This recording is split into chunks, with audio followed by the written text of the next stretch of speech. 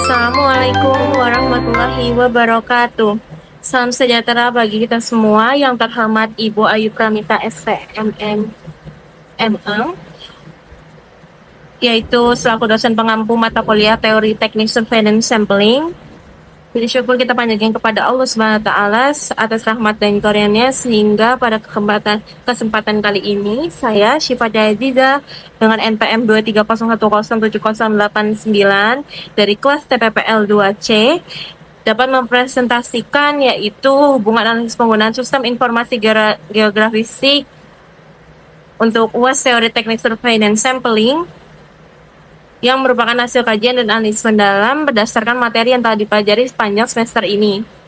Melalui presentasi ini, saya berharap dapat memberikan gambaran komprehensif tentang hubungan analisis penggunaan sistem informasi geografis atau disingkat dengan SIG, sekaligus menunjukkan relevansi dan penerapan teorinya dalam dunia nyata. Semoga paparan ini dapat bermanfaat dan memberikan wawasan baru bagi kita semua. Baik, saya akan memulai presentasi saya untuk hasil kajian analisis dalam UAS Teori Teknik Surveillance Sampling. Yang pertama yaitu ada pertanyaan, yaitu buatlah hubungan analisis penggunaan sistem informasi geografis atau SIG pada link video YouTube di bawah ini sesuai dengan narasumber informasi yang saudara ketahui dan pahami, yaitu ada 2 link YouTube dan satu juga ada terdapat jurnal berjudul Pembuatan Baris Data Sistem Informasi Geografis SIG untuk mendukung perencanaan, survei, dan pemetaan. Baik, yang pertama yaitu saya akan menampilkan ringkasan video 1, yaitu tutorial cara penentuan lokasi TPA sampah berbasis GIS. Kita masuk ke slide selanjutnya, yaitu video YouTube tutorial cara penentuan lokasi TPA sampah berbasis GIS. Tutorial penentuan lokasi TPA sampah berbasis GIS ini menjelaskan proses penggunaan sistem informasi geografis atau SIG untuk menganalisis dan memilih lokasi yang tepat untuk pembuangan akhir sampah. Prosesnya terbagi menjadi 3 tahap utama, yaitu pertama tahap regional yang bertujuan untuk menghasilkan peta dengan zona kelayakan lokasi TPA berdasarkan data spasial seperti peta pemukiman, badan air, curah hujan, dan data lingkungan lainnya. Selanjutnya, tahap penyisihan dilakukan untuk memilih 1 atau 2 lokasi terbaik dari zona-zona kelayakan tersebut. Pada tahap ini, aspek penting seperti akses jalan, jarak dari pemukiman, dan potensi dampak lingkungan dipertimbangkan. Teknik scoring digunakan untuk memberikan penilaian yang lebih mendalam terhadap setiap lokasi.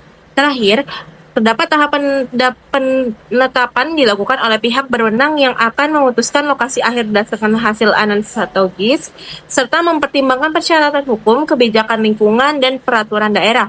GIS digunakan untuk melakukan overlay, buffer, dan analisis data lain guna memastikan lokasi yang dipilih memenuhi sesuai kriteria yang telah ditetapkan. Semakin banyak data yang digunakan, seperti hidrologi, geologi, serta citra satelit, maka hasil analisis semakin akurat. Selanjutnya, saya akan menampilkan ringkasan video 2, yaitu metode analisis geospasial dalam SIG. Dalam video ini, analisis geospasial adalah proses pengolahan data geospasial, yaitu data dengan komponen lokasi dalam format raster atau vektor, untuk menghasilkan informasi yang mendukung pengambilan keputusan.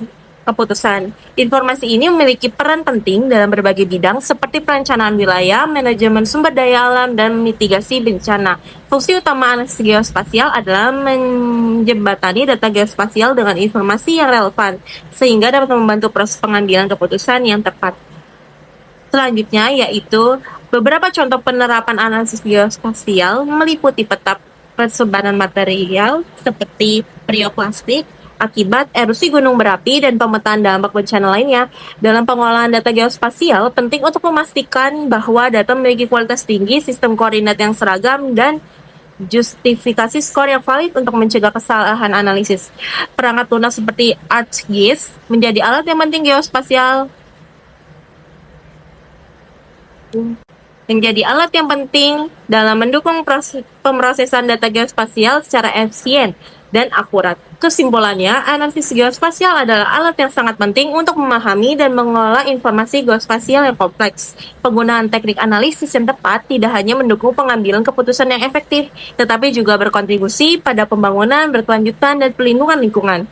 Selanjutnya ada ringkasan jurnal pembuatan basis data sistem informasi geografis atau SIG untuk mendukung perencanaan survei pemetaan dari jurnal yang penulisnya Sutarto, Andi Novianto, dan Agung Prasetyo. Baik, jurnal ini berjudul Pembuatan Basis Data Sistem Informasi Geografis SIG untuk mendukung perencanaan survei dan pemetaan. Penelitian ini bertujuan untuk mengembangkan basis data SIG menggunakan perangkat lunak ArcGIS. Sistem ini dirancang untuk mengelola data survei dan pemetaan secara efisien, mendukung perencanaan operasi survei dengan cepat dan akurat. Penelitian ini dilakukan di wilayah LKI 1 dengan data survei dari tahun 2010 hingga 2017. Proses pengolahan data meliputi liquidasi, attributing, dan pembuatan geodatabase personal. Hasilnya adalah basis data SIG yang dapat menyederhanakan pengelolaan data, mempercepat pembaruan, dan mempermudah pengambilan kebijakan berbasis data.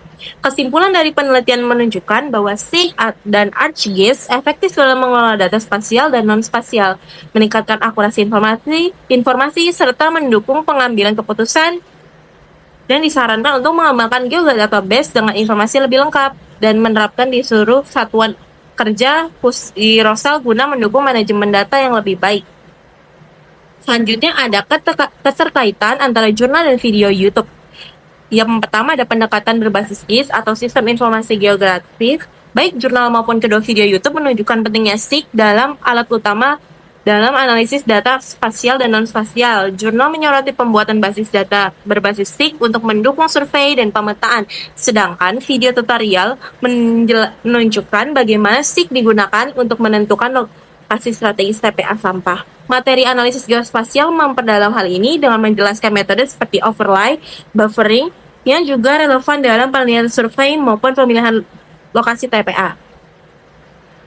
Selanjutnya yaitu ada proses analisis dan pengambilan keputusan. Dalam jurnal proses analisis SIG melibatkan pembuatan geodatabase untuk menyimpan dan mengelola data survei secara efisien, mendukung pengambilan keputusan berbasis data. Dalam tutorial TPA sampah, SIG digunakan untuk memetakan zona kelayakan, melakukan scoring, dan menentukan lokasi final. Video tentang analisis geospasial menekankan pentingnya teknik seperti overlay dan buffering yang digunakan untuk mengubah data menjadi informasi yang mendukung keputusan strategis. Yang terakhir ada aplikasi di dunia nyata. Semua sumber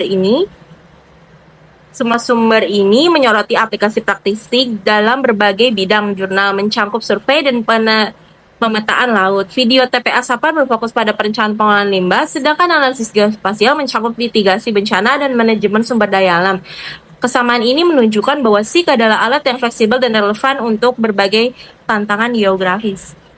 Kesimpulannya, SIG merupakan teknologi penting dalam mengelola data spasial untuk berbagai kebutuhan, mulai dari survei kelautan, penentuan lokasi strategis, hingga mitigasi bencana. Proses analisis geospasial mencakup overlay, buffering, dan pembuatan geodatabase adalah inti dari keberhasilan implementasi SIG. Dengan integrasi data yang berkualitas, SIG kemungkinan pengambilan keputusan yang lebih akurat, efisien, dan berbasis terbukti. Penerapan SIG dalam pembangunan berkelanjutan, pengelolaan lingkungan, dan perencanaan infrastruktur akan semakin penting di masa depan. Baik, sebagai penutup, saya ingin menyampaikan terima kasih yang sebesar-besarnya kepada Ibu Ayu atas bimbingan dan ilmu yang telah diberikan selama semester ini. Saya menyadari bahwa presentasi ini masih memiliki banyak kekurangan. Oleh karena itu, saya sangat terbuka untuk kritik, saran, dan masukan dari Ibu dosen. Saya harap saya dapat terus belajar dan berkembang ke depannya. Sekian presentasi yang dapat saya sampaikan. Mohon maaf apabila ada kekeliruan atau kekurangan dalam penyampaian saya. Terima kasih atas perhatiannya. Wassalamualaikum warahmatullahi wabarakatuh.